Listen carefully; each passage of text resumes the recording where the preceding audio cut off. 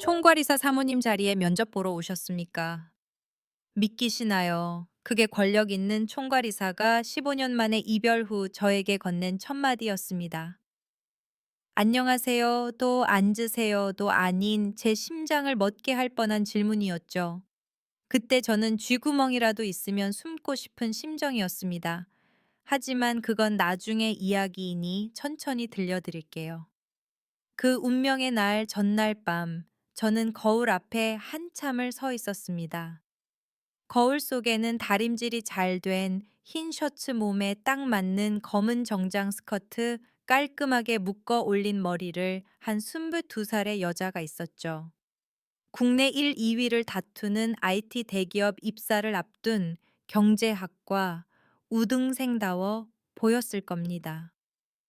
하지만 솔직히 말해서 그 강인해 보이는 겉모습 속에서 저는 사시나무 떨듯 떨고 있었습니다. 저를 떨게 한 건 책상 위에 두꺼운 서류 뭉치도 면접의 압박감도 아니었습니다. 그건 제 손바닥 안에 쏙 들어오는 아주 작은 물건 때문이었죠.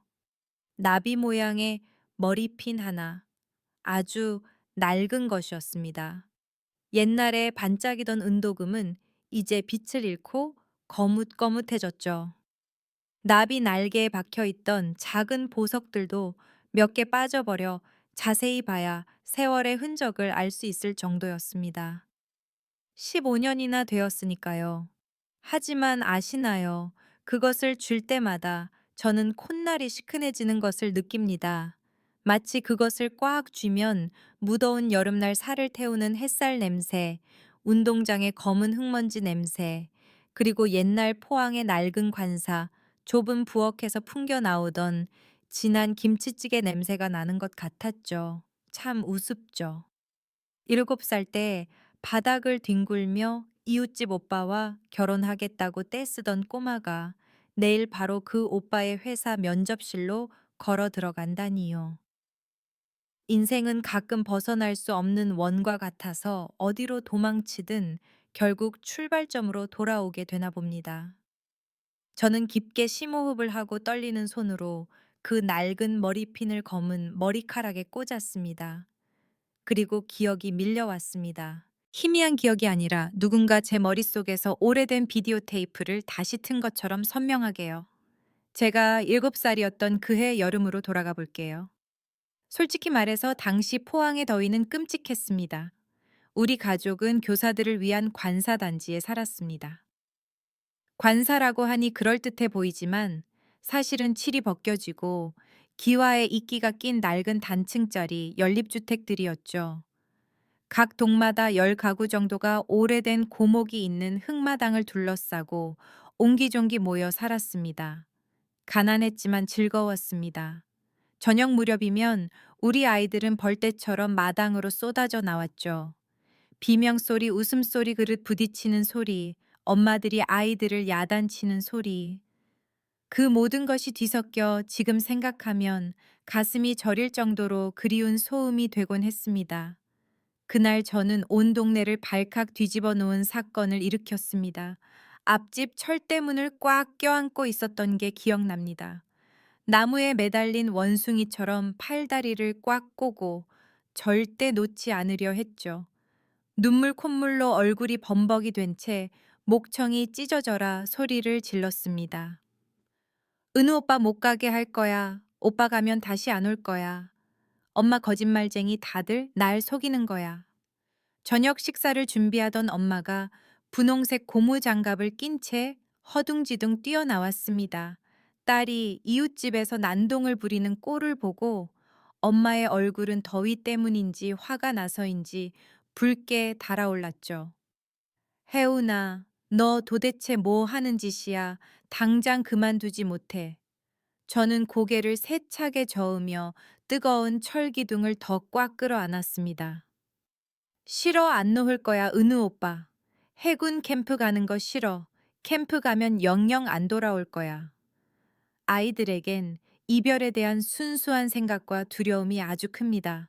당시 저에게 멀리 가는 것은 사라지는 것과 같았습니다. 이웃집 아주머니, 그러니까 은우 오빠의 어머니는 옆에서 울지도 웃지도 못한 채 저와 엄마를 난처하게 쳐다보셨습니다. 아주머니는 정말 다정하신 분이었거든요. 주변 집들도 비명 소리를 듣고 문을 열고 고개를 내밀어 구경했습니다. 팔짱을 끼고 배꼽 잡고 웃는 사람도 있었고 혀를 차며 고개를 젓는 사람도 있었죠. 저런 혜운이가 또 남편 지키기에 나섰네. 저 조그만 게 벌써 은우 잃을까봐 겁내나 봐. 이웃집 아저씨의 농담에 엄마는 부끄러워 쥐구멍에라도 숨고 싶어 했습니다. 엄마는 더 크게 소리쳤습니다. 야, 김혜운, 엄마 망신 좀 그만 시켜. 은우 오빠는 중학생이야. 캠프는 딱 일주일만 가는 거라고. 장가 가는 것도 아니고 군대 가는 것도 아닌데 왜 하늘이 무너진 것처럼 군이 장가라는 말에 저는 더 겁에 질려 더 크게 소리 질렀습니다. 누가 일주일이래. 엄마는 맨날 나 속이잖아. 가면 오빠가 나 잊어버릴 거야. 나 은우 오빠랑 결혼할 거야. 엄마 오빠 못 가게 해. 관사마당 전체가 시장통처럼 웃음바다가 되었습니다. 근처에서 자전거를 고치던 아저씨가 휘파람을 불며 놀렸습니다. 은우야 좋겠네. 저 꼬마 아가씨가 널 찍었어. 어쩔 셈이야 총각. 처음부터 지금까지 이야기의 주인공인 은우 오빠는 현관계단 옆에 조용히 서 있었습니다. 그해 오빠는 12살이었습니다. 또래의 껑충한 남자아이들에 비해 키가 훨씬 컸고 나이에 비해 조용하고 어른스러웠죠. 흰 티셔츠를 입고 큰 배낭을 맨 채 제가 난동 부리는 걸 보고 있었습니다. 사람들의 놀림에 귀가 약간 빨개지긴 했지만 표정은 태연했습니다. 제가 숨이 넘어갈 정도로 우는 걸 보고서야 오빠는 천천히 걸어왔습니다. 오빠는 허리를 굽혀 제 눈을 똑바로 바라보았습니다. 오빠의 눈동자는 칠흑같이 검고 계곡물처럼 맑았습니다. 하은아. 그 부드러운 한마디에 저는 딸꾹질 소리만 남긴 채 뚝 그쳤습니다. 퉁퉁 부은 눈을 들어 오빠를 바라보며 울먹였습니다. 가지마. 오빠는 한숨을 쉬었지만 목소리는 여전히 차분하고 따뜻했습니다. 사람을 이상하게 안심시키는 그런 목소리였죠. 일주일만 갔다 오는 거야. 다음 주에 올 때 선물 사올게. 널 버리고 가는 거 아니야. 안 믿어.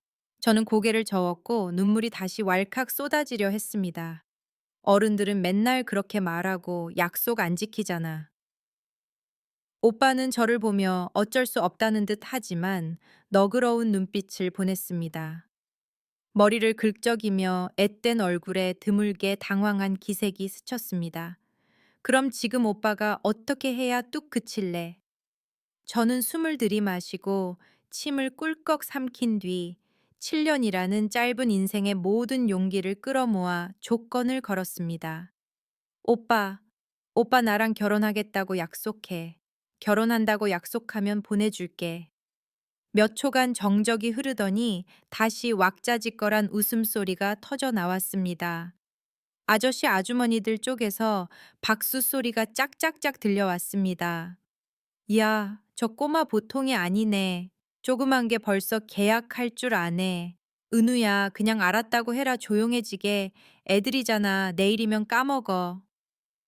은우 오빠의 얼굴이 잘 익은 토마토처럼 새빨개졌습니다. 부끄러운 듯 주위를 둘러보더니 다시 저를 쳐다보았습니다. 오빠의 눈빛이 부드러워졌습니다. 아마 약속하고 빨리 가는 게 낫겠다고 생각했거나 아니면 당시 12살 소년의 마음속에도 이 울보 꼬마에 대해 조금은 마음이 약해졌던 것일지도 모릅니다. 결국 오빠는 고개를 끄덕였습니다. 알았어. 네가 크면 결혼해 줄게. 됐지 약속할게. 제 눈은 즉시 반짝였습니다. 저는 흙투성이인 작은 새끼 손가락을 오빠 앞에 내밀었습니다. 손가락 걸고 약속해. 딴말하기 없기야. 오빠의 손은 제 손보다 훨씬 컸고 따뜻하고 건조했습니다. 오빠의 새끼손가락이 제 손가락에 걸렸습니다. 그 느낌은 뭐랄까, 정말 신성했습니다. 시끄러운 관사 마당 한복판에 서 있는 두 아이가 세상에서 가장 진지한 선서의식을 치르는 것 같았죠. 그래, 안 잊을게. 그날 오후의 바람은 지붕 위의 양철판을 덜컹거리게 할 만큼 세차게 불었습니다. 오후의 햇살이 비스듬히 비치며 땅 위에 얼룩덜룩한 빛 자국을 만들었습니다. 저는 아직 뺨에 눈물이 마르지도 않은 채 활짝 웃으며 오빠를 바라보았습니다. 엄마는 멀리서 혀를 차며 고개를 저으셨죠. 하지만 저는 믿었습니다. 그 약속을 절대적으로 믿었습니다. 제 어린 머릿속에서는 일단 손가락을 걸었다면 오빠는 평생 내 사람이라는 뜻이었으니까요. 아시다시피 아이들은 누구보다 약속을 믿습니다. 그리고 때로는 그 순수한 믿음이 자랐을 때 사람을 가장 아프게 만들기도 하죠. 그 요란한 약혼 날 이후 저는 은우 오빠의 공식적인 껌딱지가 되었습니다. 껌딱지라는 말이 딱 맞았습니다. 아침에 오빠가 학교에 가면 저는 커다란 가방을 들고 골목 어귀까지 쪼르르 따라갔습니다. 점심때 오빠가 돌아오면 저는 이미 현관 계단에 쪼그리고 앉아 기다리고 있었죠. 오후에 오빠가 창가에서 공부하면 저는 오빠 방바닥에 엎드려 낙서를 했습니다. 오빠는 말수가 적고 무뚝뚝해서 항상 책에만 코를 박고 있었습니다. 반면 저는 쉴 새 없이 떠들었죠. 은우 오빠, 오늘 옆 반뚱땡이가 내 머리 잡아당겼어. 은우 오빠, 엄마가 나보고 산수 못한다고 돌머리래. 오빠 삼동 아줌마네 고양이가 새끼 낳았는데 보러 갈래. 오빠는 건성으로 대답할 뿐 열정적으로 반응해 주지는 않았지만 저를 쫓아내는 법은 없었습니다. 아주머니는 저를 무척 예뻐하셔서 제가 놀러 가면 반색을 하셨습니다. 어머, 미래의 며느리 왔니? 이리 온 아줌마가 따끈한 찐빵 줄게. 아주머니가 미래의 며느리라고 부를 때마다 저는 눈이 안 보이게 웃었고 은우 오빠는 헛기침을 하며 공부에 더 열중하는 척했습니다. 오빠의 방은 언제나 화가 날 정도로 깔끔했습니다. 책은 키 순서대로 꽂혀 있고 책상은 먼지 하나 없이 깨끗했죠. 칠칠 맞고 가는 곳마다 어질러 놓는 저와는 정반대였습니다. 제가 잊지 못하는 추억이 하나 있는데 바로 산수 시험에서 20점을 받았던 때였습니다. 솔직히 말해서 저는 산수가 끔찍하게 싫었습니다. 저에게 숫자는 마치 춤추며 저를 놀리는 지렁이 떼 같았거든요. 그날 시험지를 받고 종이 위에 떡하니 적힌 빨간 숫자 20을 보았을 때 제 인생은 끝났다고 생각했습니다. 아니나 다를까 집에 오자마자 엄마는 괴물로 변했습니다. 김하연 눈 뜨고 이 시험지 좀 봐. 20점 공부를 어떻게 한 거야? 20점이면 나중에 쓰레기 청소밖에 더 하겠니? 엄마는 야단을 치며 먼지떨이를 집어들었습니다. 저는 너무 무서워 공책을 끌어안고 울며 죽자 사자 도망쳤습니다. 그리고 저의 익숙한 목적지는 당연히 앞집이었습니다. 아줌마 살려주세요. 은우 오빠 살려줘. 불난 집처럼 오빠네 문을 쾅쾅 두드렸습니다. 문이 열리고 오빠가 나타났습니다. 엉망진창에 눈물 범벅이 된 제 꼴을 보고 오빠는 미간을 찌푸렸습니다. 또 엄마한테 혼났어. 제가 이르기도 전에 엄마가 기세등등하게 쫓아오셨습니다. 손에는 먼지떨이를 든 채였죠. 혜운이, 너 거기 안 서. 오늘 엄마한테 매 좀 맞아야 잠을 자겠다. 저는 잔뜩 움츠러들어 은우 오빠 등 뒤로 숨었습니다. 당시 오빠는 엄마보다 머리 하나는 더 컸고 어깨는 말랐지만 묘하게 듬직했습니다. 오빠는 팔을 벌려 문을 가로막고 저를 보호해 주었습니다. 아줌마 일단 진정하세요. 오빠의 목소리는 평소처럼 차분했지만 묘한 위력이 있었습니다. 화가 머리 끝까지 났던 엄마도 잠시 멈칫했습니다. 너 비켜라. 내가 제 교육 좀 시켜야겠다. 공부를 너무 못해서 원산수 20점 맞아서 나중에 밥벌이나 하겠니? 은우 오빠는 부드럽게 말했습니다. 아줌마 혜운이 시험지 좀 볼 수 있을까요? 엄마는 흥하고 콧방귀를 뀌며 구겨진 공책을 오빠에게 건넸습니다. 오빠는 빨간 펜 자국이 가득한 종이를 훑어보더니 마지막 몇 문제를 가리켰습니다. 아줌마, 이것 보세요. 이 문제들은 심화 문제예요. 2학년 교과서에는 아직 안 나오는 내용이에요. 선생님이 문제를 평균보다 좀 어렵게 내셨네요. 보통 학생들은 못 푸는 게 당연해요. 오빠는 엄마를 올려다보며 아주 진지한 눈빛으로 말했습니다. 아줌마 혜은이가 틀린 건 게을러서가 아니에요.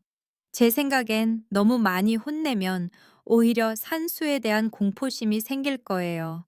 제가 혜은이한테 다시 설명해주면 금방 이해할 겁니다. 동네의 수학 신동이 그렇게 말하니 엄마의 화도 반쯤 가라앉았습니다. 엄마들의 심리란 게 그렇잖아요.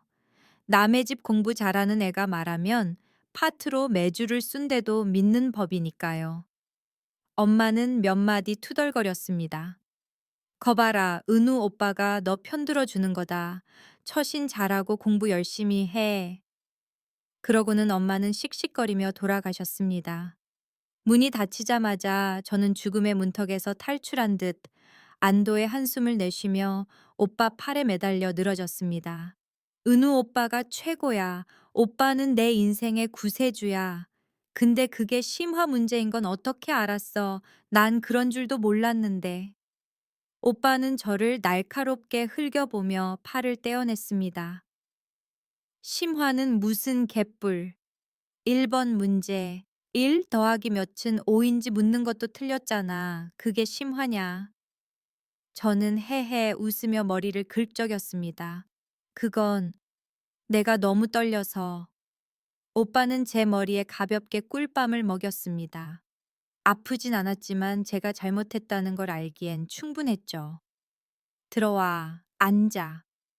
그날 오후 오빠는 저를 책상에 꼬박 3시간 동안 앉혀두었습니다. 오빠는 한 문제 한 글자씩 설명해 주었습니다. 무서울 정도로 인내심이 강했죠. 제가 틀리면 다시 하게 시켰습니다. 저는 졸려서 눈이 감기고 달기 모이를 쪼듯 고개를 꾸벅거렸지만 오빠는 자로 책상을 톡톡 두드렸습니다. 집중해. 김하연 너 공부 잘해야 돼. 커서 중학교, 고등학교도 가고 대학교도 가야지. 지식이 없으면 인생이 고달파 알아. 그때는 솔직히 어른들이 왜 그렇게 중요하게 여기는지, 대학교가 도대체 뭔지 이해할 수 없었습니다. 저에게 대학은 아주 먼 곳에 있는 것 같았고, 오늘 저녁에 만화 영화를 보는 것보다 중요하지도 않았죠. 단지 은우 오빠가 옆에 있으면 20점이든 엄마의 먼지떨이든 더 이상 무섭지 않다는 것만 알았습니다. 보호받고 지켜진다는 그 느낌, 그게 제 마음속에 스며들어 더없이 따뜻하고 달콤했습니다. 하지만 인생이 언제나 그렇게 평온할 수는 없었습니다. 그 평화로운 나날들은 제가 10살이 되던 해 갑작스럽게 끝이 났습니다. 그날 저녁을 또렷이 기억합니다. 식사가 끝나고 아빠는 밥그릇을 내려놓으며 유난히 심각한 표정을 지으셨습니다. 아빠는 엄마를 보고 저를 보더니 헛기침을 하셨습니다. 할 말이 있다. 다음 달에 우리 이사 간다. 갈비를 뜯고 있던 저는 그 말을 듣고 고기 조각을 식탁에 떨어뜨렸습니다.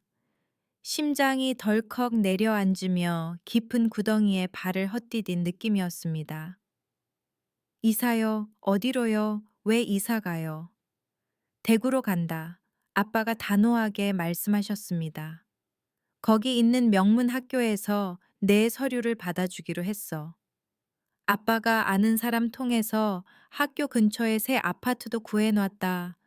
여기 계속 있다가는 형편이 나아지지 않아. 저는 벌떡 일어나 격렬하게 반대했습니다. 싫어, 안 가, 이사 가기 싫어.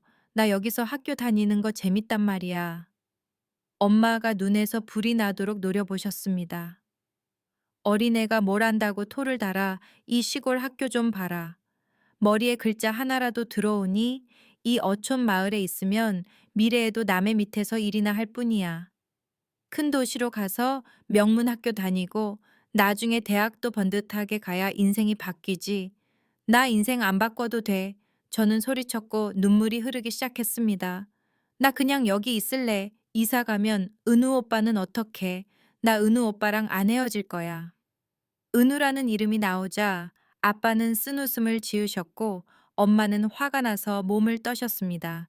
엄마는 식탁을 쾅 내려치셨습니다. 너 또 시작이니 내 꼴을 좀 봐라 해오나. 은우 걔는 고등학생이야. 곧 대학 입시 치른다고. 걔는 공부하느라 눈코 뜰 새 없는데 언제까지 너랑 소꿉장난이나 하겠니? 인생은 각자 사는 거야. 아무도 누구를 기다려주지 않아. 저는 목이 메었습니다. 엄마의 말은 칼날처럼 제 가슴을 베었습니다. 인생은 각자 사는 거야. 아무도 누구를 기다려주지 않아. 그 말은 너무나 잔인하고 현실적이었습니다. 당시 10살 꼬마의 머릿속에는 오직 하나의 생각만이 분명하고 고통스럽게 자리 잡았습니다. 이 관사를 떠난다는 건 은우 오빠를 잃는다는 뜻이라고요. 며칠 놀러 갔다 오는 게 아니라 완전히 잃는 것이라고요. 막연하지만 강렬한 예감이 저를 사로잡았습니다. 그날 밤 저는 7살 때처럼 울며 이웃집으로 달려갔습니다. 문 앞에 서서 딸꾹질 섞인 목소리로 오빠 이름을 불렀습니다. 문이 열리고 오빠가 현관 계단으로 나왔습니다. 오빠는 흰색과 푸른색이 섞인 교복을 입고 있었는데 말랐지만 키가 훌쩍 커 있었습니다. 복도의 노르스름한 불빛 아래 오빠의 얼굴은 예전보다 훨씬 차분하고 성숙해 보였습니다. 오빠의 깊은 눈이 저를 바라보았습니다. 부모님 말씀 들었어. 제가 입을 떼기도 전에 오빠가 먼저 말했습니다. 오빠 목소리는 이상할 정도로 담담했습니다. 너희 부모님이 어제 우리 집에 오셔서 말씀하셨어. 대구로 이사 가는 게 너한테 좋아. 거기가 여기보다 환경이 훨씬 좋으니까. 좋기는 뭐가 좋아. 저는 비명을 지르며 울음을 참으려 했지만 소용없었습니다.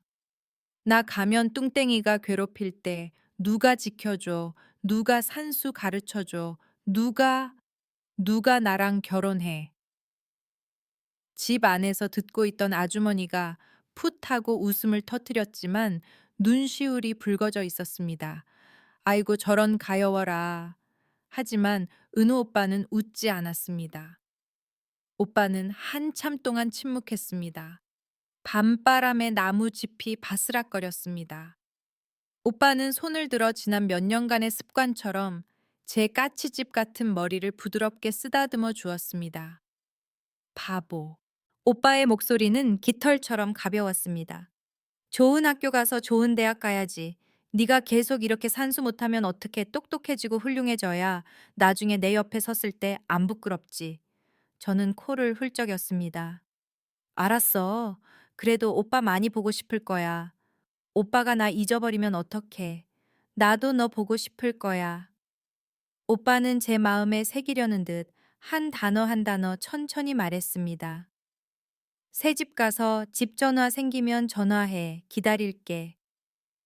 그 말은 제가 마지막 용기를 낼 수 있게 해준 구명조끼와 같았습니다. 적어도 오빠는 기다리겠다고 했으니까요. 이사하는 날 온 동네가 잔치라도 열린 듯 시끌벅적했습니다. 트럭이 문 앞에 서고 짐들이 쿵쿵거리며 옮겨졌습니다. 저는 낡은 곰 인형을 안고 현관 계단에 웅크리고 앉아 정든 집이 점점 텅 비어가는 것을 멍하니 바라보았습니다. 물건이 하나씩 실려갈 때마다 제 마음도 텅 비어가는 것 같았습니다. 트럭이 출발하기 전 은우 오빠가 다가왔습니다. 오늘 오빠는 학교에 가지 않았습니다. 제 앞에 선 오빠는 등 뒤에 무언가를 감추고 있었습니다. 하우나, 저는 고개를 들어 오빠를 보았고 눈은 다시 빨개졌습니다. 오빠는 손을 내밀어 분홍색 종이로 예쁘게 포장된 작은 상자를 건넸습니다. 선물이야. 저는 떨리는 손으로 상자를 열었습니다. 안에는 은으로 된 나비 모양의 머리핀이 들어 있었습니다. 나비 날개에는 작은 보석들이 박혀 있어 밝은 햇살 아래 물방울처럼 반짝였습니다. 가난한 집 아이인 저에게 이것은 세상에서 가장 화려한 장신구였습니다. 너무 예쁘다. 저는 넋을 잃고 속삭였습니다. 돈이 어디서 나서 샀어? 엄마가 이거 비싸다고 했는데. 장학금이야. 오빠는 짧게 말했습니다. 약간 자랑스러워 보이면서도 평범한 척하려 애쓰는 표정이었습니다. 시 수학 경시대회 1등 해서 50만 원 받았어. 거의 1년 동안 용돈이랑 모은 거야. 며칠 전에야 큰맘 먹고 사러 갔어. 그 핀 3만 원 넘는 거야. 가게 세 군데나 물어보고 샀다. 3만 원이라는 숫자를 듣고 저는 목이 메어 울고 싶었습니다. 그 시절 3만 원은 아주 큰 돈이어서 만화책과 과자를 산더미처럼 살 수 있었거든요. 그런데 오빠는 저에게 이 이별 선물을 주기 위해 1년 동안이나 돈을 모았던 겁니다. 행복하면서도 곧 헤어져야 한다는 슬픔이 작은 가슴 속에서 엉켜 들었습니다. 엄마가 차 앞쪽에서 소리쳤습니다. 해우나 빨리 차에 타 곧 출발해. 오빠는 상자에서 핀을 꺼내 제 머리에 조심스럽게 꽂아 주었습니다. 오빠의 손가락이 제 귓바퀴를 스쳤을 때 차갑고 떨리는 느낌이 들었습니다. 얼른 타. 부모님 말씀 잘 듣고 커서 공부 열심히 하고 꼭 대학 가야 해. 그때 되면 오늘 이사 가는 게 옳은 결정이었다는 걸 알게 될 거야. 저는 아무 대답도 하지 못하고 오빠 허리를 와락 껴안았습니다. 제가 너무 세게 안아서 오빠가 잠시 멈칫했습니다. 그러고는 천천히 팔을 둘러 제 등을 토닥여 주었습니다. 갓 자라나는 소년의 서툴지만 따뜻한 위로였습니다. 울지 마. 나 여기 있잖아. 네가 성공하면 어떻게든 나를 찾을 수 있을 거야. 트럭 엔진 소리가 굉음을 내며 분위기를 깼습니다. 차 문이 쾅 닫히며 저와 오빠를 갈라놓았습니다. 열린 창문 너머로 고개를 돌려 뒤를 보았습니다. 햇살 내리쬐는 마당 한가운데 홀로 서 있는 은우 오빠가 보였습니다. 오빠의 흰 셔츠가 펄럭이고 바람에 머리카락이 헝클어졌습니다. 마르지만 곱게 뻗은 소나무 같던 오빠의 모습은 점점 작아지다가 먼지 가득한 모퉁이 뒤로 사라졌습니다. 결국 제 머리 위에 차가운 머리핀과 옛날에 손가락 걸었던 약속만이 남았습니다. 그때 저는 그것이 잠시 동안의 이별인 줄만 알았습니다. 그 뒷모습이 우리 인생에서 처음으로 서로를 잃어버리는 순간이었다는 것을, 그리고 전화하겠다는 약속이 이 은색 나비 날개처럼 얇고 위태롭다는 것을 저는 알지 못했습니다. 포항을 떠난 후 저는 대구의 새 거처에 적응하는데 꽤 오랜 시간이 걸렸습니다. 우리가 이사한 아파트는 건물의 6층에 있었고 낡은 단층 집보다 2배는 넓었습니다. 반질반질한 마루 차갑고 하얀 벽차들이 쌩쌩 달리는 도로가 바로 내려다 보이는 큰 유리창. 밤이면 가로등의 노란 불빛이 방으로 들어왔고 시골 귀뚜라미 소리 대신 시끄러운 경적 소리가 들렸습니다. 엄마는 집이 예쁘다, 부엌이 넓다 하며 감탄하고 돌아다니시느라 아주 좋아하셨습니다. 아빠는 명문 학교와 가깝다고 만족해 하셨죠. 저만 마음이 텅 빈 것 같았습니다. 새 집에서 자는 첫날 밤, 저는 풀먹인 첫냄새가 나는 새 침대 위에서 웅크리고 누웠습니다. 귓깬 이웃집 아주머니들의 소공어리는 소리도, 복도를 끄는 슬리퍼 소리도, 해우나 팥죽 먹으러 와 하던 아주머니의 목소리도 들리지 않았습니다. 오직 소름 끼칠 정도의 정적뿐이었습니다. 낯선 정적이 저를 감쌌습니다. 저는 손을 들어 머리맡에 꽂힌 나비 모양 머리핀을 만져보았습니다. 그것만이 유일하게 남은 저와 옛날, 그리고 은우 오빠를 이어주는 얇은 끈이었습니다. 일주일 뒤 아빠가 집 전화를 놓아주셨습니다. 그날 오후를 생생하게 기억합니다. 엄마가 작은 종이에 새 전화 번호를 적어 저에게 주셨습니다. 이 번호 잘 외워둬라. 무슨 일 있으면 집에 전화하게. 자, 엄마한테 다시 읽어봐. 저는 그 번호를 줄줄 외우고는 종이를 들고 방으로 튀어들어갔습니다. 심장이 가슴 밖으로 튀어나올 듯 쿵쾅거렸습니다. 그날 밤 저는 신주 단지 모시듯 우유빛깔 집 전화기 옆을 지켰습니다. 8시, 9시, 10시. 전화기는 돌덩이처럼 차갑게 침묵을 지켰습니다. 빗자루를 들고 청소하던 엄마가 넋 나간 제 꼴을 보고 픽 웃으셨습니다. 얼굴 좀 봐라. 무슨 군대 간 애인 기다리는 것 같네. 저는 입을 삐죽거리며 투덜댔습니다. 은우 오빠 기다려. 그래, 계속 기다려 봐라. 엄마가 웃다가 부드럽게 말씀하셨습니다. 은우는 고등학생이야 공부할 게 산더미라고. 시간 나면 알아서 전화하겠지. 너무 안달하지 마라. 저는 대꾸는 했지만 속이 상했습니다. 아이들에게 하루를 기다리는 건 1세기를 기다리는 것과 같으니까요. 다음 날 제가 삐져서 더 이상 안 기다리겠다고 마음먹었을 때 갑자기 전화벨이 울렸습니다. 따르릉 따르릉. 귀를 찌르는 벨 소리에 저는 깜짝 놀라 펜을 바닥에 떨어뜨렸습니다. 저는 회오리 바람처럼 거실로 뛰어나갔고 엄마가 소파에서 엉덩이를 떼기도 전에 수화기를 낚아챘습니다. 여보세요? 수화기 너머로 작은 지직거리는 소리가 들리더니 익숙한 목소리가 들려왔습니다. 은우 오빠 목소리는 좀 멀게 들렸고 잡음이 섞여 있었지만 제게 산수를 가르쳐 주던 날들과 똑같이 침착하고 따뜻했습니다. 혜운이니, 세상에 정말 오빠 목소리였어요. 그 소리를 듣자마자 콧날이 시큰해졌습니다. 며칠 동안 쌓인 서러움 고향 생각, 친구 생각이 눈물로 터져 나오려 했습니다. 오빠, 오빠 전화했네. 저는 울먹이며 떨리는 목소리로 말했습니다. 전화기 너머로 오빠가 작게 웃었습니다. 깃털처럼 가벼운 웃음소리였습니다. 미안해. 어제 당번이라 청소하고 숙제하느라 너무 늦었어. 오늘 쉬는 시간에 겨우 공중전화 박스로 달려나와서 전화하는 거야. 어때, 새 집은 적응했어?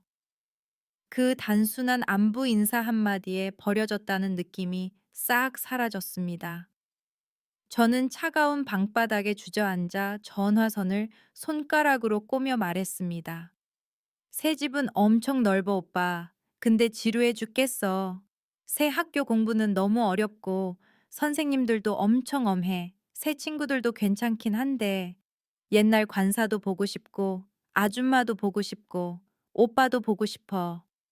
전화기 넘어가 몇 초간 조용해졌습니다. 그러고는 오빠가 아주 진실된 목소리로 작게 말했습니다. 나도 네가 보고 싶어. 심장이 가슴속에서 춤을 췄습니다. 그래도 힘내야지. 오빠가 말을 이었는데 목소리가 다시 오빠다운 진지함으로 돌아왔습니다. 사회 학교가 더 좋고 공부할 환경도 더 낫잖아. 나중에 고등학교 가고 대학 갈 때 훨씬 유리할 거야. 게으름 피우면 오빠 화낸다. 나 안 게을러. 저는 오빠가 저를 나쁜 아이로 생각할까봐 서둘러 해명했습니다. 공부 진짜 열심히 해서 제일 좋은 고등학교 가고 대학 가서 오빠 찾으러 갈게. 그때는 사실 오빠를 찾는다는 게 무슨 뜻인지 잘 이해하지 못했습니다. 그저 내가 더 잘하고 더 크면 이 두 도시 사이의 먼 거리가 좁혀질 것이라고 막연히 느꼈을 뿐입니다. 언젠가는 옛날처럼 껌딱지 마냥 오빠 뒤를 쫓아다닐 수 있을 거라고요. 그 통화 이후 우리는 전화로 꾸준히 연락했습니다. 매주 오빠는 한두 번씩 전화하려고 노력했습니다. 대부분 학교 쉬는 시간에 공중전화 박스에서 하거나 학원 끝나고 오는 길에 짬을 내서 했습니다. 두서없는 대화들이었지만 저에게는 가장 큰 기쁨이었습니다. 제가 국어 100점 맞았다고 자랑하면 오빠는 칭찬을 아끼지 않았습니다. 어떤 날은 산수 어디까지 배웠냐, 숙제는 했냐며 엄하게 묻기도 했죠. 때로는 세 반 남자애들이 머리를 잡아당기며 괴롭힌다고 훌쩍거리며 이르기도 했습니다. 오빠는 듣고 잠시 침묵하더니 아주 은우 오빠다운 조언을 했습니다. 다른 사람이 주는 불량식품 함부로 받지 마. 싫으면 싫다고 얼굴에 대고 말해. 우리가 걔네 좋아하는 줄 오해하게 하지 말고 강해져야 해, 해우나. 그렇게 1년, 2년이 지났습니다. 전화는 계속되었지만 저는 변화를 느낄 수 있었습니다. 오빠가 고3이 되자 전화기 넘어 목소리가 눈에 띄게 지쳐 있었습니다. 통화 시간은 점점 짧아졌습니다. 사소한 안부 대신 모의고사 합격선 대학 선택의 압박에 대해 많이 이야기했습니다. 저는 오빠가 걱정되기 시작했습니다. 오빠가 언급한 대학들을 몰래 찾아보고 지도 어디에 있는지도 모르면서 앵무새처럼 이름을 외웠습니다. 그러다 저도 상급 학교 진학이라는 입시 소용돌이에 휘말리게 되었습니다. 공부는 산더미 같았고 밤낮으로 학원을 다녔습니다. 전화 통화는 점차 뜸해졌습니다. 한 달에 한 번 통화할까 말까 했습니다. 오빠가 서울의 최고 명문대에 합격했다는 소식을 전한 날, 저는 마치 제가 합격한 것처럼 기뻐서 소리를 질렀습니다. 온 집안에 자랑하고 햇볕을 쬐던 게으른 고향에게까지 자랑했죠. 하지만 그 기쁨은 곧 막연한 슬픔으로 바뀌었습니다. 서울, 너무 멀었어요.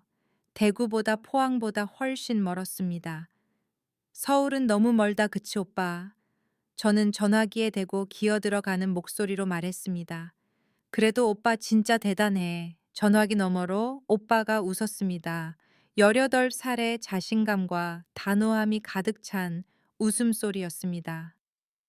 나 거기서 자리 잡을 거야. 우리 고향보다 기회가 훨씬 많거든. 너도 마찬가지야. 혜우나 나중에 제일 좋은 대학을 목표로 해. 절대 스스로를 낮추지 마, 알겠지? 절대 스스로를 낮추지 마. 그 말은 제 뇌리에 깊이 박혀 이후 제 청춘의 나침반이 되었습니다. 오빠가 서울로 입학하러 간 날부터 우리 사이의 연락끈은 점점 가늘어지더니 어느새 뚝 끊어지고 말았습니다. 처음에는 오빠가 신입생 생활과 아르바이트 공부로 바빴기 때문입니다. 그 후에는 제가 대입 준비에 뛰어들었기 때문이었죠.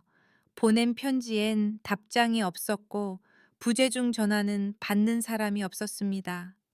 점차 오빠네 집 전화번호도 바뀌었습니다. 저는 은우 오빠와 연락이 끊겼습니다.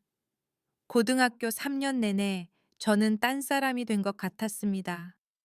예전의 울보 떼쟁이 소녀는 없었습니다. 저는 진짜 공부벌레가 되었습니다. 머리를 짧게 자르고 두꺼운 안경을 쓴 채 하루 종일 책에만 코를 박고 있었죠. 친구들이 놀러 가자고 해도 고개를 저었습니다. 남학생들이 고백 편지를 보내도 읽지도 않았습니다. 제 머릿속에는 오직 일직선의 길뿐이었습니다. 제가 다니는 고등학교에서 제가 목표로 정한 부산의 명문 경상대학 정문까지의 길. 지치고 힘들고 포기하고 싶을 때마다 저는 책상 서랍을 열었습니다. 벨벳을 깐 작은 상자 안에 나비 모양 머리핀이 조용히 놓여 있었습니다. 은도금은 세월에 바래기 시작했지만 제게는 첫날처럼 여전히 반짝였습니다. 저는 그것을 바라보며 떠나던 날 오빠의 뒷모습을 철없던 시절 결혼해 줄게 하던 약속을 떠올리며 스스로에게 말했습니다. 노력해야 해. 성공해서 오빠 앞에 섰을 때 부끄럽지 않도록. 18살 여름, 저는 부산 경상대학 마케팅과 합격 통지서를 손에 쥐었습니다.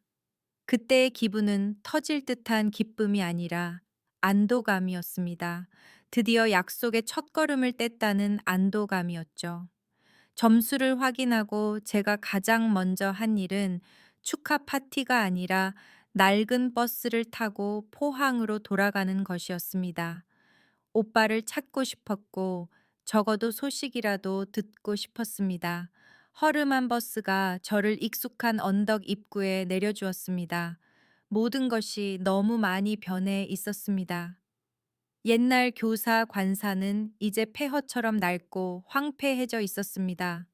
회벽은 크게 벗겨져 붉은 벽돌이 드러났고 푸른 이끼가 벽 밑동을 덮었습니다. 붉은색의 철거라는 글자가 곳곳에 휘갈겨져 있었습니다. 마당의 고목은 베어져 말라비틀어진 그루터기만 남았습니다.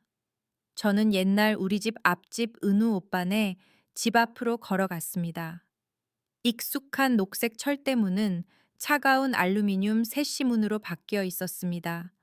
문패에도 낯선 이름이 적혀 있었습니다. 용기를 내어 문을 두드렸습니다. 중년 남자가 나와 저를 탐색하듯 바라보았습니다. 누굴 찾아왔소? 저, 안녕하세요, 아저씨. 여쭤볼 게 있어서요. 예전에 여기 살던 은우 오빠네 어머니. 아직 여기 계신가요? 남자는 잠시 미간을 찌푸리고 생각하더니 무심하게 말했습니다. 아, 그 여선생네 집 이사 간지 한참 됐어, 학생. 듣자 하니 집 팔아서 빚 갚았나 뭐라나. 그리고 아들 따라 온 가족이 서울로 올라갔어. 아들이 공부를 아주 잘해서 졸업하고 대기업에 들어갔다던데. 저는 멍하니 서 있었습니다. 서울로 이사. 여기 아무도 안 계세요. 그래, 다 갔어. 정확한 주소는 아무도 몰라. 남자가 문을 닫았습니다. 철컥 하는 건조한 소리가 제 마지막 희망의 문을 닫아버리는 것 같았습니다.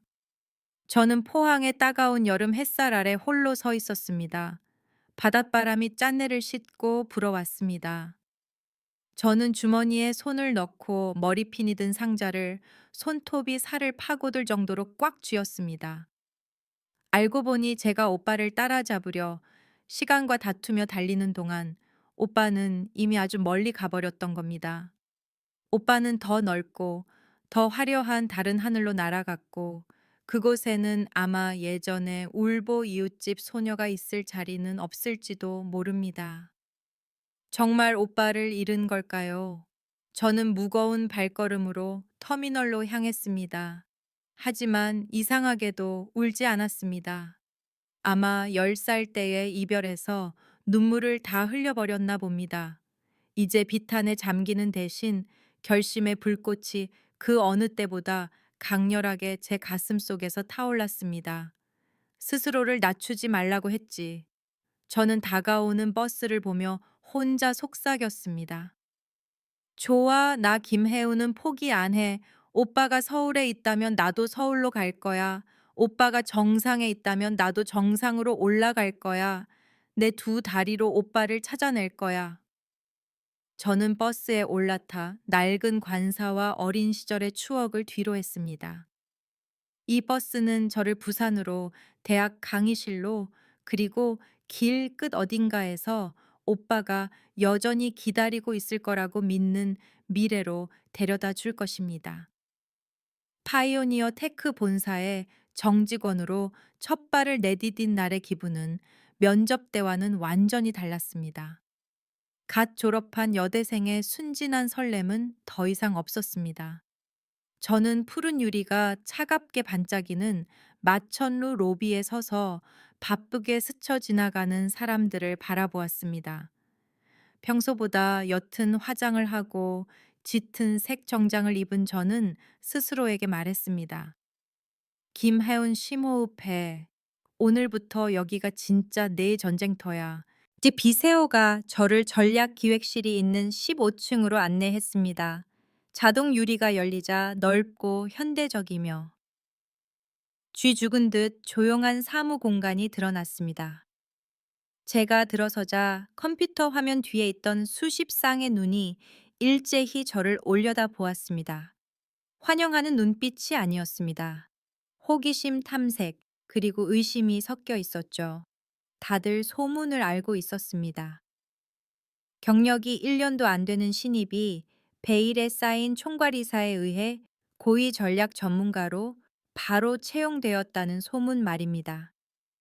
이 치열한 비즈니스 세계에서 특혜란 곧 다른 사람의 눈에 가시가 된다는 것을 의미합니다. 제 직속 상사는 윤 팀장님이었습니다. 40대 가까운 여성으로 마른 체형의 단발머리를 하고 있었습니다. 면도날처럼 날카로운 눈빛으로 저를 머리부터 발끝까지 훑어보더니 사교적인 인사 하나 없이 직설적으로 말했습니다. 김혜운 씨, 맞죠? 총괄 이사님이 직접 뽑은 신입. 저는 정중하게 고개를 숙이며 최대한 침착한 목소리를 유지하려 애썼습니다. 네, 안녕하세요, 팀장님. 잘 부탁드립니다. 팀장님은 웃지도 않았고 악수를 청하지도 않았습니다. 그저 가볍게 고개를 끄덕이며 차갑게 말했습니다. 직책이 전략기획 고문이네요. 듣기엔 그럴싸하죠. 하지만 미리 말해두는데 이 팀에 들어온 이상 누가 뽑았는지는 아무도 신경 안 씁니다. 사람들은 당신이 무슨 성과를 내는지만 관심 있어요. 알겠습니까? 네, 알겠습니다. 팀장님은 서랍에서 두꺼운 서류 뭉치를 꺼내 제 앞 책상에 탁 하고 던졌습니다. 곧 진행될 대형 프로젝트 자료입니다. 오늘 중으로 다 읽으세요. 내일 아침 8시까지 예비 분석 방향 보고하세요. 못하면 퇴근할 생각 마시고요. 저는 묵직한 서류 뭉치를 받아들고 속으로 한숨을 쉬었습니다. 역시 특혜 따윈 없었습니다. 오히려 더 가혹했죠. 이게 윤 팀장님이 저를 시험하는 방식, 아니, 정확히 말하면 신입 궁이 잡기라는 걸 알았습니다. 그리고 이 팀 전체가 이 낙하산 계집애가 여기 앉을 자격이 있는지 지켜보는 방식이기도 했죠. 그날 오전 내내 저는 본드라도 붙인 듯 의자에 딱 붙어 있었습니다. 눈은 깨알 같은 숫자와 표에 고정되어 있었죠. 점심때가 되어 사람들이 밥을 먹으러 나가며 복도에서 웃음소리가 들릴 때 윤 팀장님이 제 자리로 돌아와 퉁명스럽게 물었습니다. 밥 안 먹어요. 네, 저는 나중에 먹어도 됩니다. 이 데이터 부분마저 보고 싶어서요. 팀장님은 알 수 없는 표정으로 저를 잠시 빤히 쳐다보더니 아무 말 없이 등을 돌려 가버렸습니다. 그날 오후 은우 오빠는 고위 임원들과 큰 회의가 있었습니다. 제 자리에서 창문 너머로 꼭대기층 회의실 불이 몇 시간 동안 환하게 켜져 있는 것을 볼 수 있었습니다. 오빠가 저 위에서 수백만 달러짜리 결정을 내리며 긴장하고 있다는 걸 알았습니다. 하지만 오늘 하루 종일 오빠는 저에게 문자 한 통 보내지 않았습니다. 그 사실은 저를 안심시키면서도 동시에 서럽게 만들었습니다. 공과 사를 구별하고 편애하지 않겠다는 약속을 지키고 있어 안심이 되었습니다. 하지만 차가운 총괄이사와 이제 막 사회에 발을 들인 신입사원 사이의 거리가 개인적인 감정만으로는 채울 수 없을 만큼 아득하다는 것을 문득 깨달아 서러웠습니다. 밤늦게 사무실에 몇 사람만 남았을 때 저는 윤 팀장님께 요약 분석 보고서를 제출했습니다. 팀장님은 페이지를 넘기며 꼼꼼히 읽었습니다. 가끔 미간을 찌푸릴 때마다 제 가슴이 철렁했습니다. 잠시 후 팀장님은 고개를 들고 안경을 벗어 콧대를 문질렀습니다. 분석은 괜찮네. 논리도 좋고 수치도 정확해. 제가 안도의 숨을 내쉬기도 전에 팀장님이 덧붙였습니다. 하지만 중요한 게 하나 빠졌어. 네, 뭐가 빠졌나요? 저는 어리둥절했습니다. 내부의 현실 감각 팀장님이 책상을 손가락으로 두드렸습니다. 신입이라 건조한 수치에만 의존하는군요. 하지만 전략은 종이 위에만 있는 게 아니에요, 아가씨. 오늘 저녁에 저랑 이 프로젝트 파트너 미팅에 갑시다. 가면 현실이 얼마나 혹독한지 알게 될 거예요. 저는 놀랐지만 즉시 대답했습니다. 네, 가겠습니다. 파트너 미팅은 고급 일식당에서 열렸습니다. 상대방 대표는 풍채 좋은 중년 남성으로 매 같은 날카로운 눈빛과 매우 거만한 말투를 가지고 있었습니다. 미팅 내내 저는 그림자처럼 윤 팀장님 옆에 앉아 거의 입도 뻥끗하지 않고 미친 듯이 듣고 적기만 했습니다. 저는 뼈저리게 깨달았습니다. 협상 테이블에서 승패를 결정하는 건 이익 수치뿐만 아니라 위치와 은밀한 악수, 그리고 계산된 사교적 미소에 있다는 것을요. 주차장에 나와 제가 수첩을 챙기고 있을 때 윤 팀장님이 갑자기 입을 열었습니다. 아침처럼 거칠지는 않았지만 여전히 엄격한 목소리였습니다. 하은 씨, 솔직히 말할게요. 난 당신 안 싫어해요. 하지만 상사가 뽑았다고 해서 당신을 존중하지도 않아요. 전략팀에 들어왔다는 건 남들보다 두 배의 압박을 견뎌야 한다는 뜻입니다. 잘하면 당연한 거고, 실수하면 빽 믿고 들어온 무능한 사람 취급받아요. 자기 위치를 알겠어요. 저는 고개를 숙였습니다. 마음은 무거웠지만 팀장님의 솔직함에 감사했습니다. 네, 알겠습니다. 충고 감사합니다. 팀장님은 몇 초간 저를 바라보다가 차에 타기 전 작게 말했습니다. 잘해봐요. 파이오니어 테크에서는 강한 자만 살아남으니까. 그날 밤 자취방에 돌아오니 거의 밤 12시였습니다. 녹초가 되어 침대에 쓰러졌습니다. 눈을 감으려는데 전화벨이 울렸습니다. 은우 오빠의 문자였습니다. 딱 한 줄이었습니다. 오늘 많이 힘들었지. 저는 어둠 속에서 푸른 빛을 내는 화면을 한참 동안 바라보았고 눈물이 왈칵 쏟아지려 했습니다. 답장을 썼습니다. 괜찮아, 많이 배웠어. 잠시 후 오빠가 답장했습니다. 그럼 다행이고 일찍 자. 그 간단하고 건조한 한마디에 마음이 내려앉았습니다. 달콤한 위로도 토닥임도 없었습니다. 저는 알았습니다. 오빠는 제가 스스로 성장하기를 바라고 있다는 것을요. 그 후 며칠 동안 제 생활은 팽이처럼 정신없이 돌아갔습니다. 일찍 출근하고 늦게 퇴근했습니다. 회의의 연속이었죠. 어떤 날은 컴퓨터 화면을 너무 많이 봐서 눈이 빙빙 돌아 복도로 달려나가 숨을 몰아쉬며 진정해야 했습니다.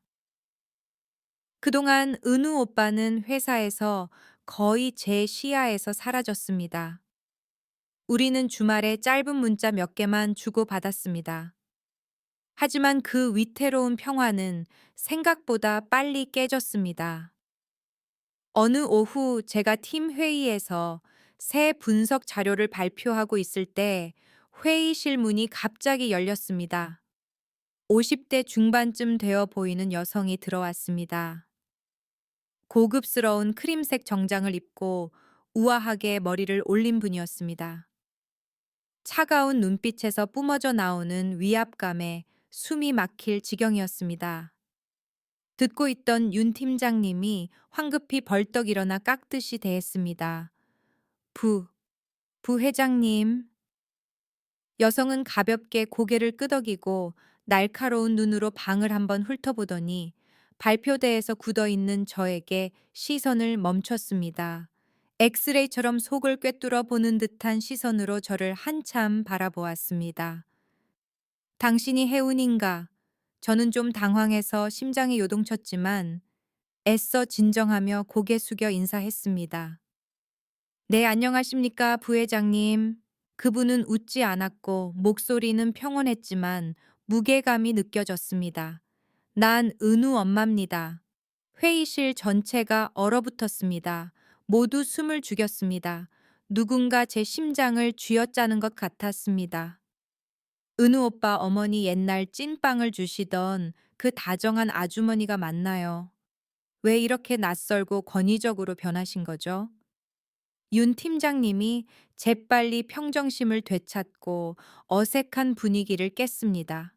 오늘 총괄 이사님이 외근 중이셔서 부회장님이 불시 점검 나오셨습니다. 하은 씨는 우리 팀 신입입니다. 그분은 고개를 끄덕였지만 눈은 제 얼굴에서 떼지 않았습니다. 서류 봤어요. 아주 꼼꼼히 검토했지. 의미심장한 말에 등골이 서늘해졌습니다. 그분은 윤 팀장님을 향해 돌아섰습니다. 회의 계속들 해요. 방해 안 할 테니. 말을 마치고 등을 돌려 나가셨습니다. 하지만 문 앞에서 멈추더니 뒤도 돌아보지 않고 제가 들을 수 있게 말했습니다. 퇴근하고 나 좀 봅시다. 문이 닫혔습니다. 회의실 공기가 기이할 정도로 무거웠습니다. 동료들이 저를 보는 눈빛은 더욱 복잡해졌습니다. 저는 알았습니다. 이 순간부터 이곳에서의 제 삶은 단순히 업무만의 문제가 아니게 되었다는 것을요. 퇴근 후 저는 서류를 정리하는 척하며 사무실에 오래 머물렀습니다. 사실은 쿵쾅거리는 심장을 진정시키기 위해서였죠. 건물을 나오니 주차장 구석진 곳에 회색 고급 세단이 조용히 서 있는 게 보였습니다. 그분이 안에서 기다리고 계셨습니다. 차는 우리를 한강변의 조용한 찻집으로 데려갔습니다. 그분은 반짝이는 강물과 불빛이 보이는 창가 구석진 테이블을 골랐습니다. 차 아니면 커피. 저 그냥 물 마시겠습니다. 그분은 고개를 끄덕이고 주문한 뒤 저를 돌아보았습니다. 목소리는 여전히 차분했지만 위험은 숨길 수 없었습니다. 하은 양 난 돌려 말하는 거 싫어해요. 오늘 내가 널 만난 건 은우 때문이야. 네. 저는 테이블 아래서 두 손을 꽉 쥐었습니다. 당신과 은우 언제부터 다시 만났지? 저 면접 본 날부터입니다. 그럼 정식 입사 전이군. 네. 그분은 목소리를 낮추고 몸을 약간 앞으로 숙였습니다. 눈빛이 더 엄해졌습니다. 지난 몇 년간 은우가 이 길을 오면서 얼마나 고생했는지 알고 있나? 어, 어느 정도는 알고 있습니다. 어느 정도가 아니야, 아가씨. 그분은 고개를 저으며 목소리를 굳혔습니다. 한 발짝만 삐끗해도 모든 걸 잃을 수 있는 순간들이 있었어. 우리 집안 한때 파산했던 거 알지? 은우는 모든 걸 다시 일으키기 위해 오늘날 총괄이사 자리에 오르기 위해 청춘과 건강 사생활까지 희생했어. 네가 나타난 건 은우가 이제 겨우 좀 안정되었을 때야. 그분은 제 눈을 똑바로 바라보며 한 글자씩 내뱉었습니다. 본인이 은우에게 짐이 될 거라고 생각 안 해봤나. 질문이 바늘처럼 제 심장을 찔렀습니다. 짐, 그게 제가 가장 두려워하는 것이었습니다. 저, 저는 절대 오빠에게 짐이 되고 싶지 않습니다. 하지만 본인이 은우의 치명적인 약점이 되지 않을 거라고 장담할 수 있나. 저는 고개를 들어 그분을 바라보았습니다. 그 엄격한 눈빛 속에서 저는 문득 깨달았습니다. 그것은 단순한 경멸이 아니라 어머니로서의 깊은 근심이라는 것을요. 아들이 상처받을까봐 모든 노력이 물거품이 될까봐 두려워하는 것이었습니다. 저는 깊게 심호흡을 하고 그분을 똑바로 보며 모든 진심을 담아 말했습니다. 부회장님, 제가 오빠에게 대단한 도움이 될 거라고는 감히 말씀드리지 못하겠습니다. 하지만 제가 선택한 길에서 오빠가 저 때문에 뒤돌아보거나 고개 숙이게 만드는 일은 절대 하지 않겠다고 약속드립니다. 그분은 침묵했습니다. 날카롭던 눈빛이 조금 누그러졌습니다. 차를 한 모금 마시고 가볍게 한숨을 쉬셨습니다. 혜은 양, 솔직히 말해서 난 널 싫어하지 않아. 옛날 포항의 울보 꼬마를 기억하고 있어. 은우가 관사를 떠나던 날 내 앞에서 딱 한 번 울었지. 너와의 약속을 못 지킬까봐 무섭다고 널 하염없이 기다리게 하느니 차라리 연락을 끊겠다고 했어. 심장이 쿵쿵 뛰었습니다. 오빠가 그렇게나 마음 아파했었다니. 하지만 지금은 달라. 그분이 다시 단호한 목소리로 말을 이었습니다. 은우는 미풍에도 많은 것이 무너질 수 있는 위치에 있어. 마지막으로 하나 묻겠네. 예정에 이끌려 은우에게 온 건가 아니면 총괄이사 사모님이라는 타이틀 때문인가? 예정 때문입니다. 지위 돈 명예는 제가 제 손으로 얻어야 할 것이지 남자에게 기대어 얻을 것이 아닙니다. 그분은 저를 한참 바라보았습니다. 제 말과 행동 하나하나를 저울질하는 것 같았습니다. 마침내 그분은 가볍게 고개를 끄덕였습니다. 좋아. 부모님이 교사라고 했지? 널 잘 키우셨군. 혜운 양, 난 두 사람 반대 안 해. 하지만 내 말 명심해.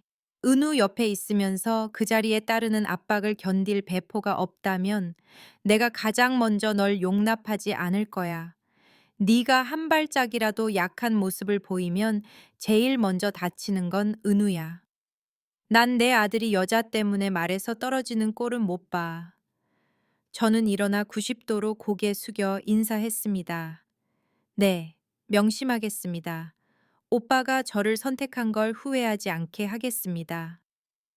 그 만남은 경고이자 저를 그 어느 때보다 정신 차리게 해준 찬물 한 바가지였습니다. 자취방에 돌아오니 밤 10시가 다 되어 몸이 녹초가 되었습니다. 전화기에 은우 오빠 문자가 와 있었습니다. 집에 갔어. 응, 왔어. 어머니가 힘들게 했어. 저는 입술을 깨물고 잠시 생각하다 답장을 보냈습니다. 그냥 이야기만 했어. 힘들게 안 하셨어. 잠시 후 오빠가 답했습니다. 미안해. 널 혼자 감당하게 하는 게 아니었는데. 저는 슬픈 미소를 지으며 타자를 쳤습니다. 어차피 겪어야 할 일이잖아. 무서웠어. 응. 근데 더 이상 도망치고 싶지 않아. 그럼 나도 도망치지 않을게. 그 약속 덕분에 조금은 마음이 놓였습니다. 하지만 저는 몰랐습니다. 진짜 폭풍은 아직 오지 않았다는 것을요. 오늘 일어난 일은 서막에 불과했습니다. 어머니를 만난 후 사내에 소문이 버섯처럼 퍼져나갔습니다. 그 하은이라는 여자가 사장님 어머니가 고른 며느리감이래. 무슨 관계가 있으니까 들어왔겠지. 이 정도 실력으로. 순진하게 생겨가지고 보통이 아니네. 등 뒤에서 수군거리는 말들은 수천 개의 바늘이 되어 제 자존심을 찔렀습니다. 저는 귀를 닫고 미친 듯이 일에만 매달렸습니다. 가장 일찍 출근하고 가장 늦게 퇴근했으며 점심도 책상에서 해결했습니다. 그러다 사고가 터졌습니다. 홍수처럼 빠르고 잔혹하게요. 어느 화요일 아침 사무실에 도착하자마자 윤 팀장님이 저를 방으로 불렀습니다. 전례 없이 심각한 표정으로 손을 떨며 종이를 들고 있었습니다. 하은 씨, 당장 문 닫아요. 불길한 예감이 들었습니다. 전략 파트너 쪽에서 긴급 항의 서한을 보냈어요. 우리 팀의 1급 기밀 시장 분석 데이터가 경쟁사로 유출됐대요. 소송 걸고 계약 파기하겠다고 난리예요. 저는 멍해져서 손발에 힘이 풀렸습니다. 어떻게 그럴 수가 있죠? 그 데이터는 이중 보안이잖아요. 우리 팀만 아는 건데. 그래서 심각한 거야.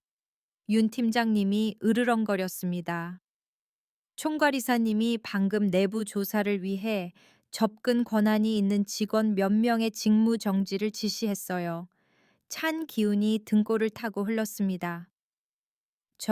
저도 포함인가요? 윤 팀장님은 무겁고 난처한 눈빛으로 저를 보았습니다. 그래, 눈앞의 세상이 무너지는 것 같았습니다. 그날 오후 열린 비상징계위원회에서 법무팀장은 조사를 위해 직무가 정지된 세 사람의 이름을 차갑게 호명했습니다. 윤 팀장님, 총괄 책임자 진호 선배, 오래된 직원, 그리고 저 김하윤. 회의실은 쥐 죽은 듯 조용했습니다. 모든 시선이 저에게 쏠렸습니다. 얼굴마다 의심이 역력했습니다. 거봐 그럴 줄 알았다니까. 신입이라 돈 받고 팔아넘겼겠지. 팀 전체의 민폐네. 은우 오빠는 의장석에 앉아 있었습니다. 오빠의 얼굴은 빙산처럼 차가웠고 어떤 감정도 드러내지 않았습니다. 저를 한 번도 쳐다보지 않았고 저를 변호하는 말도 한마디 하지 않았습니다. 오직 차갑게 명령했습니다. 보안팀에 투명하고 명확하게 규정대로 조사하라고 지시하세요. 위반자는 지위 고하를 막론하고 엄중히 처벌합니다. 회의가 끝나고 동료들의 냉대 속에 묵묵히 개인 물품을 챙겼습니다. 윤 팀장님이 지나가며 제 어깨를 가볍게 두드리고 작게 말했습니다. 진정해. 로비로 나오니 은우 오빠가 보안 팀장과 이야기하고 있는 게 보였습니다. 여전히 엄숙한 표정이었습니다. 달려가 해명하고 싶고 울고 싶었지만 자존심이 저를 붙잡았습니다. 저는 낯선 사람처럼 고개 숙여 인사하고 곧장 문으로 나갔습니다. 그날 밤 오빠에게서 전화가 계속 왔습니다. 은우 오빠라는 이름이 뜬 화면을 보며 눈물이 쏟아졌습니다. 받지 않았습니다. 오빠에게 화가 나서가 아니라 이 치욕스러운 순간을 혼자 이겨내고 싶었기 때문입니다. 제 나약한 울음소리를 오빠에게 들려주고 싶지 않았습니다. 다음 날 아침 저는 보안팀과 함께 조사에 임하러 회사에 갔습니다. 모든 질문에 답하고 접속 기록, 이메일 문자 등 모든 것을 제공했습니다. 결백을 증명하기 위해 절대적으로 협조했습니다. 점심때 자취방에 오니 아빠에게 전화가 왔습니다.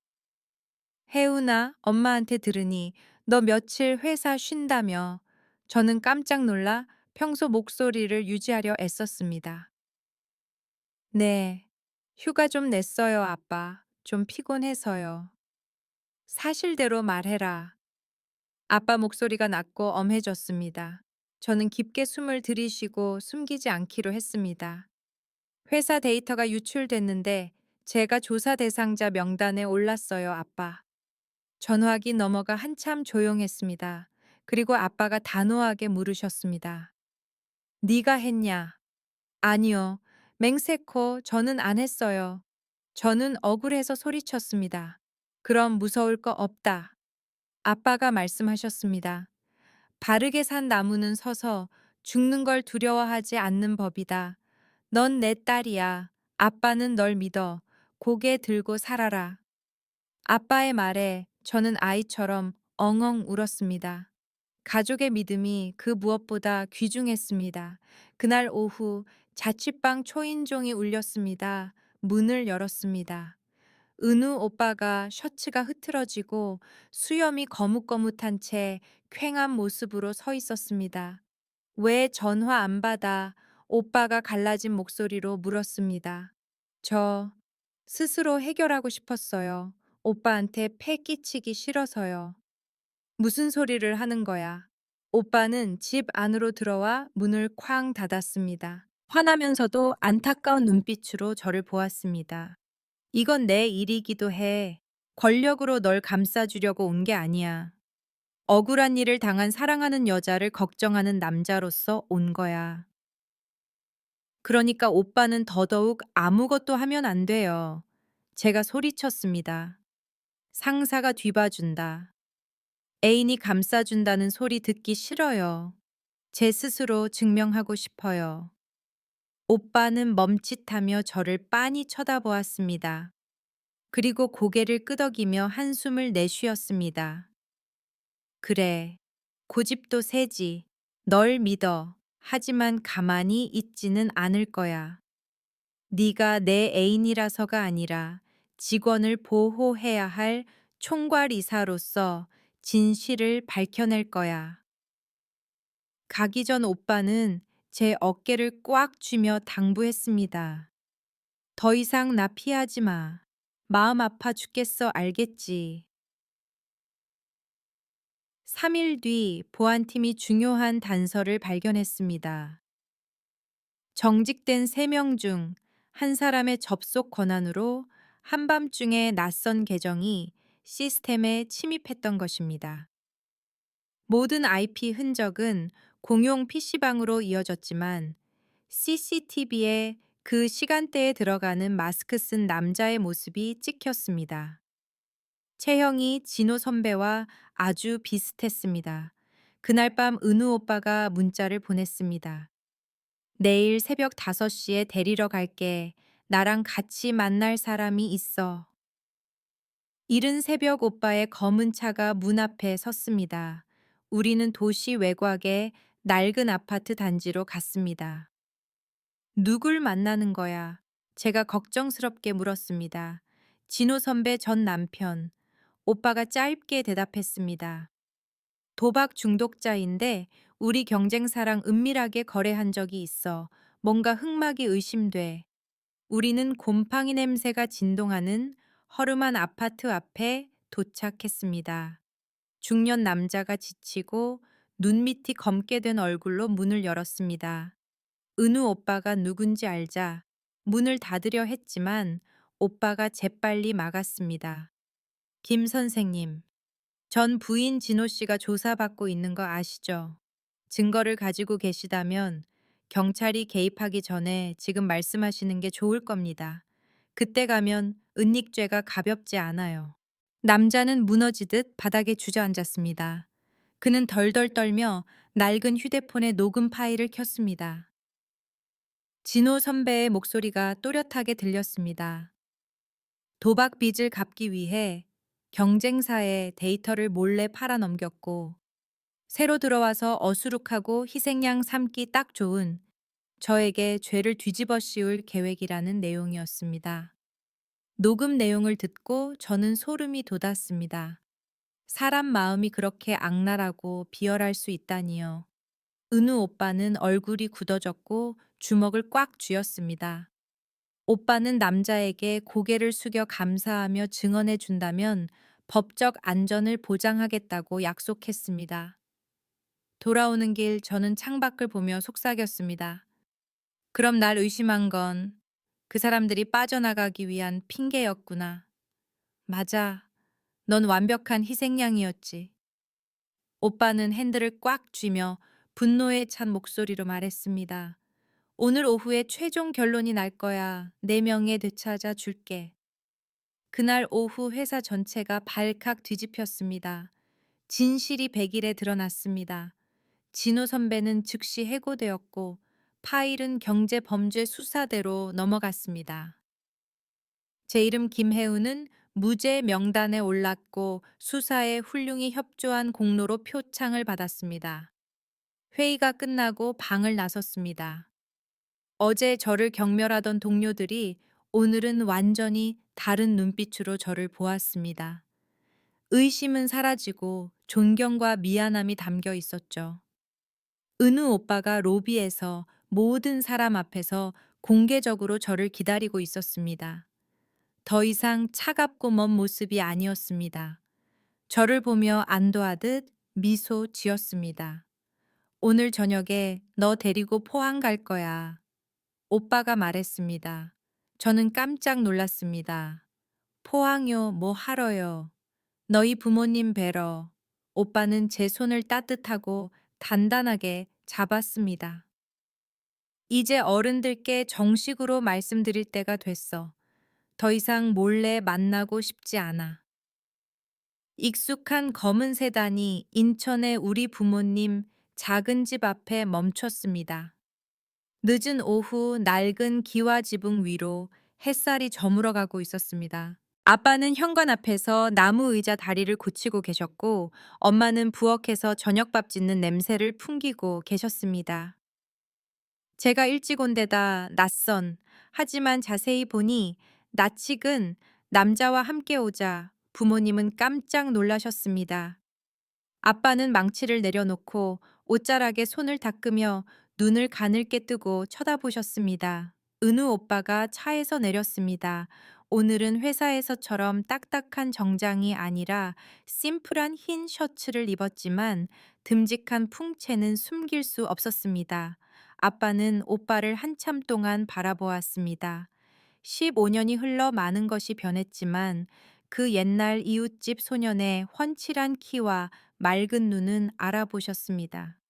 들어오게. 아빠가 이상하리 많지 차분하게 말씀하셨습니다. 좁은 거실 낡아 해진 소파에 은우 오빠가 부모님 맞은편에 앉았습니다. 등은 꼿꼿이 펴고 두 손은 무릎 위에 가지런히 두었습니다. 두 분 안녕하십니까? 오빠의 중저음 목소리가 울렸습니다. 오늘 제가 온 것은 혜운이와 정식으로 교제하는 것을 허락받기 위해서입니다. 집 안이 죽은 듯 조용했습니다. 벽시계의 똑딱거리는 소리만 들렸습니다. 엄마는 저를 봤다, 오빠를 봤다 하며 걱정스러운 기색이 역력했습니다. 아빠는 천천히 뜨거운 차를 한 모금 마시더니 찻잔을 탁자에 탁 내려놓으셨습니다. 자네가 무슨 자격으로 그 말을 하나? 아빠의 질문에 가슴이 철렁했습니다. 하지만 은우 오빠는 물러서지 않았습니다. 오빠는 아빠의 눈을 똑바로 쳐다보았습니다. 저는 혜운이와 같은 회사에서 일하는 사람입니다. 어릴 때부터 알던 사이고요. 그리고 무엇보다 혜운이를 진심으로 사랑하는 사람입니다. 아빠는 가볍게 고개를 끄덕였지만 눈빛은 여전히 날카로웠습니다. 자네가 누군지 아네. 자네가 지금 대단한 사람이 된 것도 알지. 하지만 난 내 딸이 누군지도 잘 알아. 가난한 교사의 딸이야. 누가 좋다고 하면 가져가는 장식품이 아니란 말일세. 자네는 지금 너무 높은 곳에 있고 내 딸은 평범한 아이야. 풍파가 닥치면 내 딸이 견뎌낼 수 있을 것 같나? 아니면 그때 가서 자네 자리를 지키겠다고 내 딸을 버려둘 건가? 팽팽한 긴장감이 감돌았습니다. 제가 오빠를 변호하려 입을 열려는 찰나 오빠가 제지했습니다. 오빠는 깊게 숨을 들이마셨습니다. 아버님, 감히 미래가 평탄할 거라고 약속드리진 못하겠습니다. 인생사 어떻게 될지 아무도 모르니까요. 하지만 한 가지는 약속드릴 수 있습니다. 풍파가 닥치면 제가 혜은이 앞에 서서 막아내겠습니다.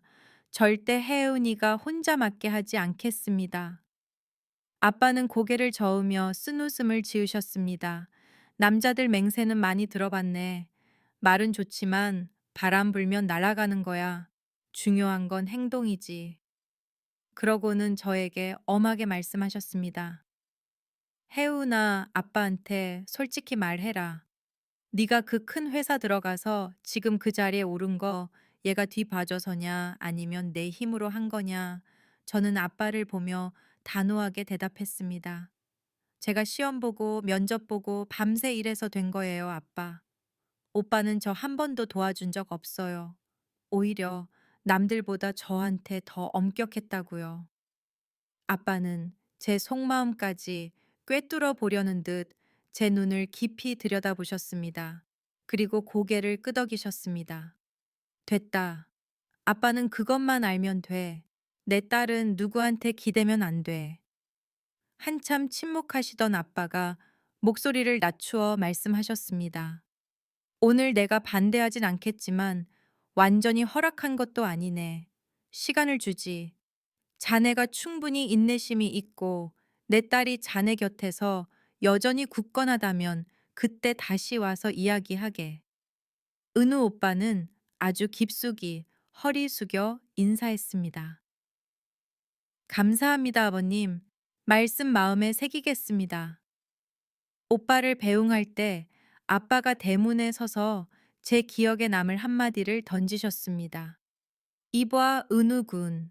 자네가 내 딸보다 모든 면에서 낫고 돈과 지위도 부족함이 없지만 자네가 내 딸을 보는 눈빛엔 무시나 거만함이 티끌만큼도 없더구먼. 그것 하나만으로 일단 안심이네. 그 말을 듣고 저는 아빠 등 뒤에서 펑펑 울었습니다. 아빠는 항상 그렇게 세심히 지켜보고 계셨던 겁니다. 그날 이후 우리 관계는 더욱 공개적이 되었습니다. 하지만 아시다시피 인생이 그리 쉽지 않죠. 진짜 시련은 이제부터였습니다. 어느 날 은우 오빠가 제게 말했습니다. 내일이 아버지 첫 제사야. 널 집에 데려가고 싶어. 직원이 아니라 평생 함께하고 싶은 여자로. 저는 걱정되어 잠을 못 잤습니다. 어머님이 허락하실까? 어머니가 완전히 받아들인 건 아니지만 막지는 않아. 오빠는 제 손을 잡아 안심시켰습니다. 나 믿어. 그날 저녁 부모님께 허락을 구했습니다. 아빠는 딱 한마디 하셨습니다. 처신 조심하고 예의 지켜라. 가정교육 못 받았다는 소리 듣게 하지 말고. 다음 날 아침 우리는 교회에 따로 떨어져 있는 큰 저택에 도착했습니다. 오빠 어머니 권력 있는 부회장님은 짙은 색 한복을 입고 정문에서 기다리고 계셨습니다. 저를 보고 가볍게 고개를 끄덕이셨습니다. 들어와요. 제사는 엄숙하고 무겁게 진행되었습니다. 저는 은우 오빠 등 뒤에 서서 오빠가 아버지께 향을 올릴 때 넓은 등이 미세하게 떨리는 것을 보았습니다. 모든 일이 끝나고 어머님이 저를 뒤뜰로 부르셨습니다. 하윤 양. 네, 어머님. 역주 문맥상 호칭을 부회장님 대신 어머님, 여사님 등으로 전환하는 시점. 어머님은 활짝 핀 모란꽃을 바라보며 침울한 목소리로 말씀하셨습니다. 오늘이 애 아버지 제사야. 이 집에 발을 들였으면 이 집의 규칙을 받아들여야 해. 돈은 부족하지 않지만 가장 부족한 건 평화야. 우두머리의 아내로서 외로움 감시, 그리고 여론의 화살을 견뎌야 해. 견딜 수 있겠나? 저는 심호흡을 하고 진심을 다해 대답했습니다. 어머님, 겪어보지 않은 미래를 감히 장담할 수는 없습니다. 하지만 오늘 오빠와 함께 고생할 각오가 되어 있지 않았다면 감히 어머님 앞에 서지 못했을 겁니다. 어머님은 돌아서서 저를 한참 보셨습니다. 눈빛이 칼처럼 차갑지 않고 조금 부드러워져 있었습니다. 좋아, 꽤 훌륭하군. 시간이 답을 주겠지. 이유 없이 널 힘들게 하진 않겠다고 약속하마. 하지만 지켜볼 거야. 모든 게 순조로워 보였고 봄이 올 것만 같았던 그때 청천벽력 같은 가장 큰 병고가 닥쳤습니다. 어느 금요일 오후 프로젝트 회의 중인데 전화가 계속 울렸습니다. 화면을 보니 엄마였습니다. 양해를 구하고 나가서 받았습니다. 받자마자 엄마의 다급한 비명이 들렸습니다. 혜훈아, 빨리 와. 아빠가 쓰러지셨어. 지금 응급실이야. 다리가 풀려 전화기를 떨어뜨릴 뻔했습니다. 머릿속이 하얘졌고 가방도 챙기지 못한 채 미친 사람처럼 회의실을 뛰쳐나갔습니다. 로비에서 다가오던 은우 오빠와 부딪혔습니다. 제 얼굴에 핏기가 하나도 없는 걸 보고 오빠가 제 어깨를 잡고 다그쳐 물었습니다. 왜 그래, 무슨 일이야? 아빠가, 아빠가 뇌졸중으로 지금 응급실에. 저는 숨도 못 쉬고 더듬거렸고 눈물이 터져 나왔습니다. 오빠는 더 묻지 않고 제 손을 꽉 잡고 끌었습니다. 다 데려다 줄게. 진정해, 내가 있잖아. 병원으로 가는 내내 저는 무서워서 멈추지 않고 울었습니다. 은우 오빠는 운전하면서 제 손을 꽉 잡아주었습니다. 걱정 마, 같은 상투적인 말은 하지 않고 제가 무너지지 않도록 묵묵히 온기를 전해주었습니다. 병원에 도착하니 엄마가 응급실 문 앞에 주저앉아 흑흑 울고 계셨습니다.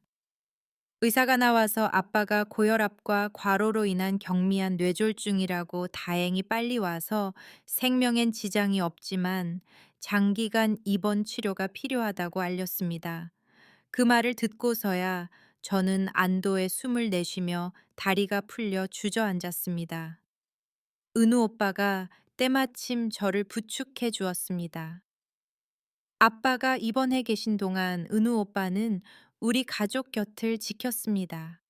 굳은 일도 마다하지 않았습니다. 저를 데려다 주고 병원비 수속을 밟고 밥을 사오고 심지어 다음날 중요한 회의가 있는데도 저와 함께 밤새 아빠 곁을 지키기도 했습니다.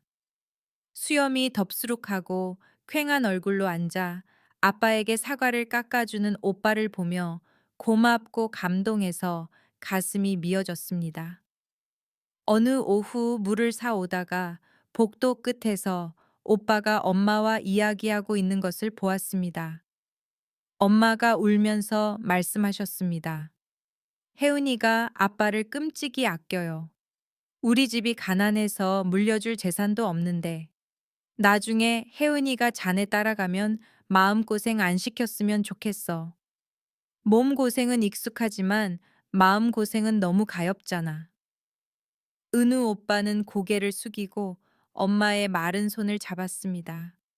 어머님 인생에 풍파가 없을 거라고는 감히 약속 못 드립니다. 하지만 맹세컨대 만약 고생을 한다면 제가 먼저 하고 혜운이와 함께 하겠습니다. 절대 혜운이 혼자 견디게 하지 않겠습니다. 멀리서 그 말을 듣는데 눈물이 하염없이 흘러내렸습니다.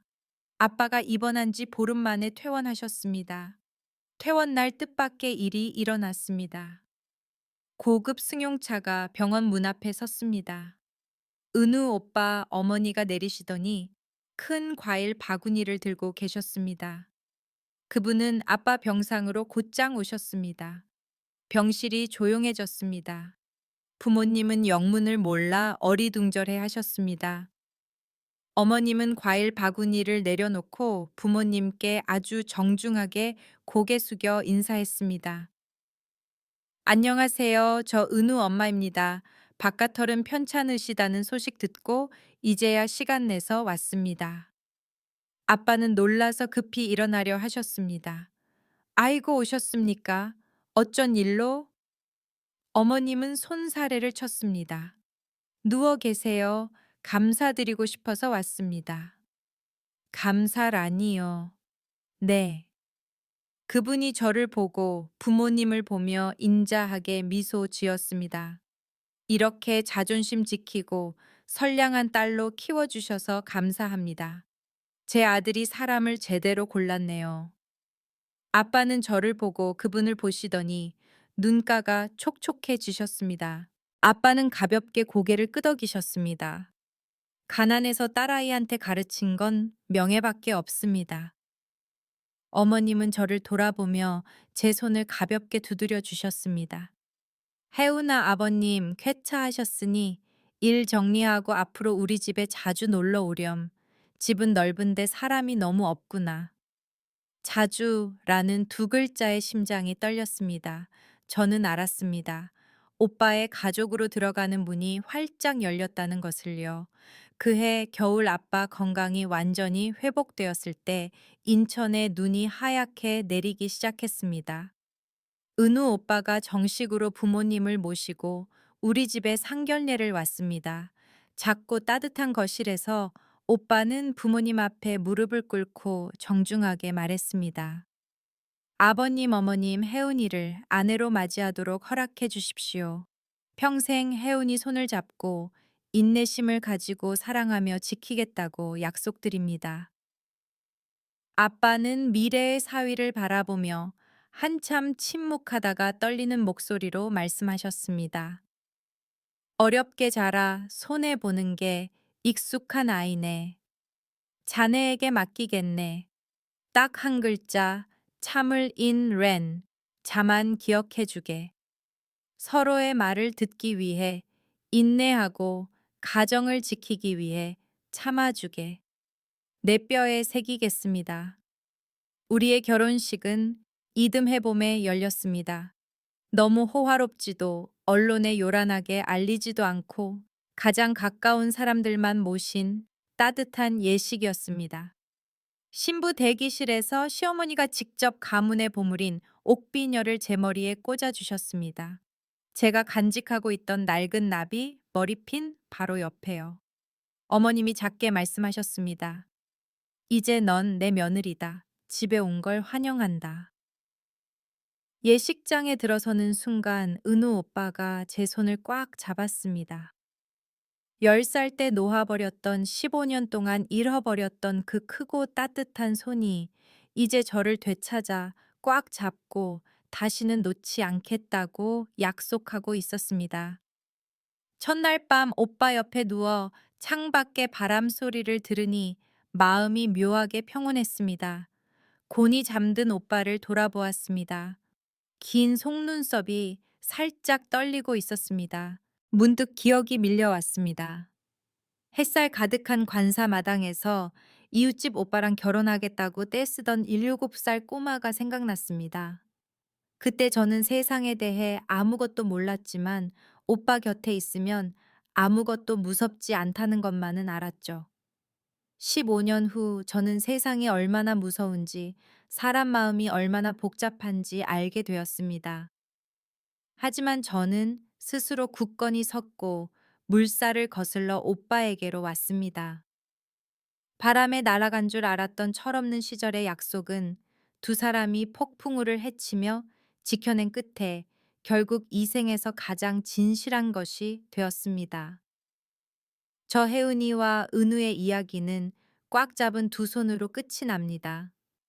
하지만 그 손을 잡기 위해 우리는 청춘의 기다림과 서러운 눈물과 멈추지 않는 노력을 대가로 치러야 했습니다. 아시다시피 인생은 우리가 보는 로맨스 드라마와는 다릅니다. 신데렐라가 부엌에서 울고만 있다고 왕자님이 알아서 유리 구두를 들고 찾아와 신겨주는 게 아니거든요.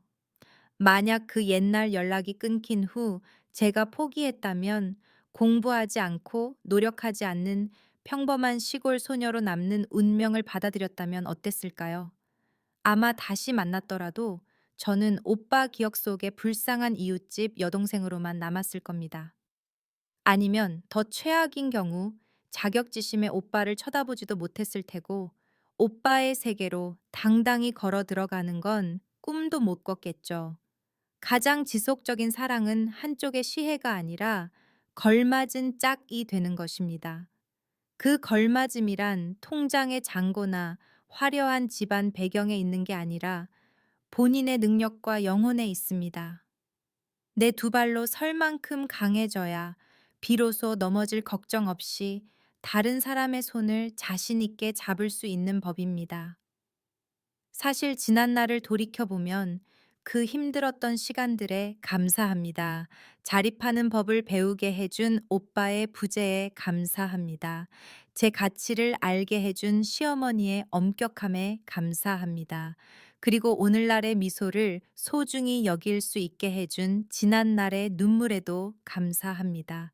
제 이야기를 들어주신 여러분, 특히 청춘의 가장 불안하고 지친 날들을 보내고 계신 분들께 마지막으로 전하고 싶습니다. 실직 상태일 수도, 실연을 당했을 수도, 인생의 갈림길에서 극도로 혼란스러울 수도 있겠지요. 혹은 돌아올지 알 수 없는 누군가를 기다리고 있을 수도 있고요. 부디 이것 하나만 기억해 주세요. 심장이 여전히 잡고 싶어 한다면 섣불리 놓지 마세요. 하지만 제자리에 서서 기적만 기다리지는 마세요. 스스로 기적을 만드세요. 공부하고 일하고 매일 자신을 갈고 닦으세요. 기회가 혹은 그 사람이 나타났을 때 가장 준비된 상태로 맞이할 수 있도록요. 진정한 행복은 가장 쉬운 길을 택하는 데서 오는 게 아니라 가시밭길이라도 가장 올바른 길을 갈 용기에서 옵니다. 진심으로 살고 진지하게 일하고 인내심을 가지고 사랑하세요. 아직 때가 오지 않았다고 조급해하지 마세요. 달콤한 열매는 시간과 폭풍우를 견뎌야 자라는 법이니까요. 저의 15년 사랑과 낡은 나비 머리핀처럼 말이죠. 긴 이야기 들어주셔서 감사합니다. 여러분의 삶이 평안하고 굳건하기를 바랍니다.